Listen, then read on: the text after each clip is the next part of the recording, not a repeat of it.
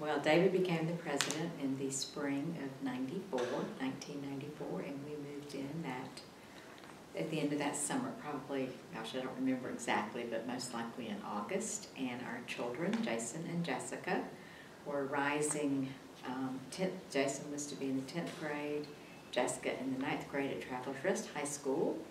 And our dogs, at that point we had, let me think, who did we have? I guess we had Dina. Dina came with us, and our two cats, Blackie and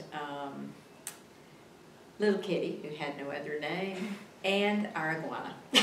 Well, White Oaks, there had never had a young adult lived in this home, so it was not particularly set up for a family. So in the beginning, I guess the first year and a half or so, we really did not have a family space. And then, of course, so the children lived in this wing, the far wing of the house, over the garage, and the only other bedrooms that I felt were useful or really we could just move into were at the opposite end of the house. And so David and I moved into Mrs. Daniel's bedroom and pretty much left it like it was. You know, I'd wake up in the morning and look up at the little ivory statues. It was just kind of okay. And then we'd trundle through the middle of the house to get to the other end where the kids were, and the main house kitchen had to become our family kitchen as well. So we ate on a card table in the kitchen and did that for as long as we had to, and we'd push it up against the wall when we weren't using it, and we'd pull it out and sit around it, and you know, but that was life in the beginning. So I would kind of sit, I had a little desk in the butler's pantry next to the kitchen where the house phone was.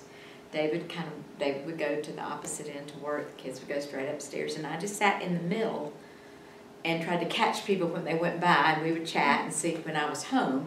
And I mean, I literally sometimes would call them on the phone to come to dinner because they were at opposite ends of the house, and you know. So I didn't want to change the footprint of White Oaks. It's too classically designed and needed, in my opinion, to be preserved. So what we ultimately decided to do was take the 3-car garage, which was directly under the children's bedrooms, and we turned that into a family space.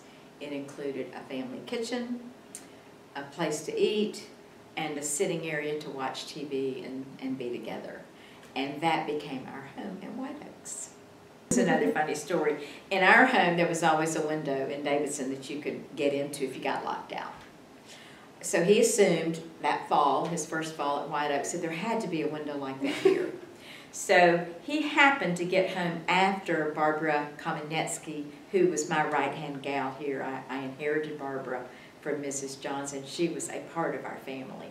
So it was after 5 o'clock. Barbara was gone, Jeff Dry was gone, and the house was locked, and I hadn't arrived home yet.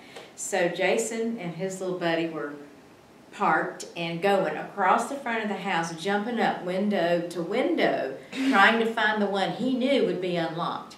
Well, the neighbor across the street called the campus police, and so they came over here to arrest or stop these 2 young men who are trying to break into White Oaks. And thankfully, at the same time, the individual who at that time was the director of Furman's Building and Grounds, a lovely gentleman named Tyler Seymour, who worked with me through all the changes to the garage and the things we had to do to accommodate our family. He came pulling in and of course knew Jason very well, so he was able to iron out the whole situation and get the child into the house. So you know, I was in charge of the supervising the renovation. I became responsible for the people who worked here. Barbara Kamenetsky, as I indicated, was here when we arrived, and I immediately said, please stay. And at that point in time, she was essentially the housekeeper, but I quickly discovered she was a fabulous chef. So we added another lovely woman named Dee Bunch, part-time, to help keep up with the house so that Barbara could spend more time actually preparing food for events. And then I developed a really lovely relationship with Jeff Dry, who was responsible for the grounds. And Jeff, too, was here from day one, so I inherited, thankfully, Jeff. And then Joe Burdine was also outside with Jeff. And so Jeff, Joe, Barbara, and Dee and I, this was our domain. And we really had a lot of fun together. We would have a cookout whenever it was anybody's birthday and just have a big celebration. Take a couple of hours just to appreciate each other and the work that everyone was doing for Furman.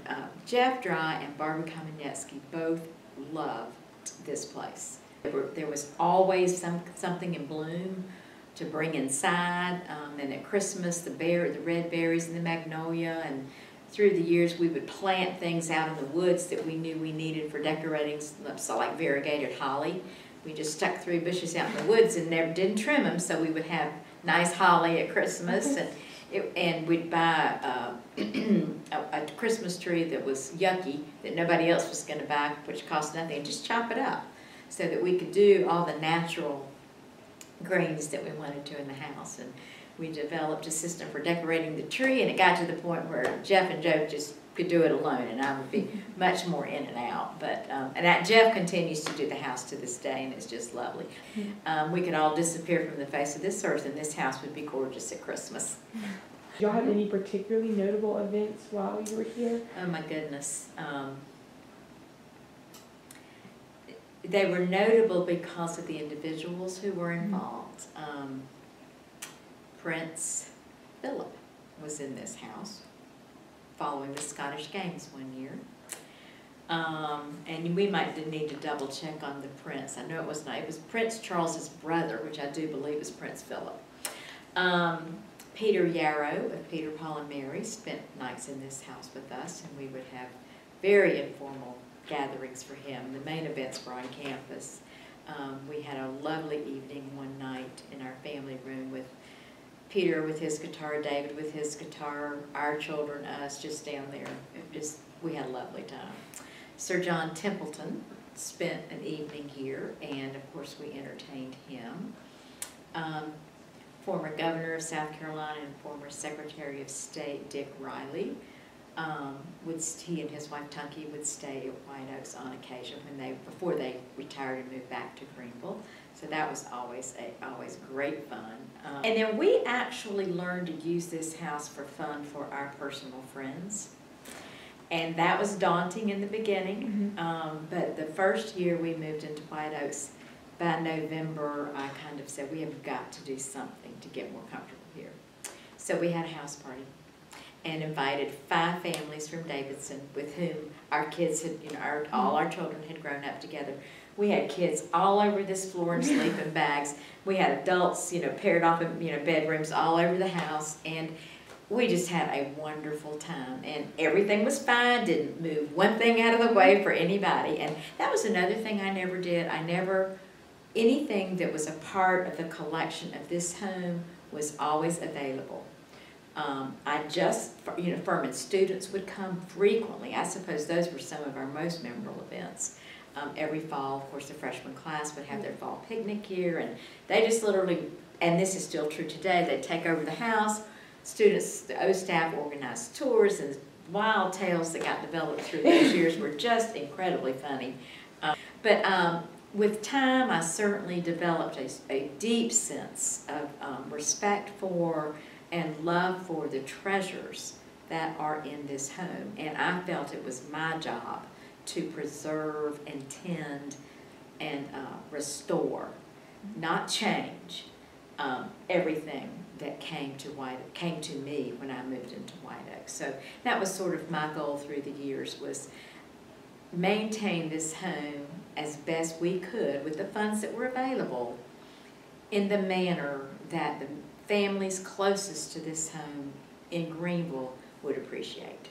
Are there any other hobbies or interests that developed because of being in the house? I learned to love live plants and flowers, and to relatively successfully arrange them. I had never had access to a yard full of beautiful roses, camellias, a cutting garden, and immediately I took to that. And to this day, I have fresh flowers in my home, and I have tried to craft my personal front and back yard garden so that I always have something I can cut and bring inside.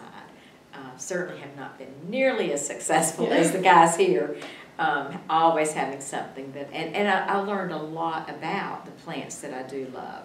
For example, I used the porcelain in the house. I always had in this little vase or teapot a bouquet with the thing sitting beside it, whether it was Christmas or the spring, it might be daffodils. And the first florist I worked with that very first Christmas was a gentleman named Gary Lazar.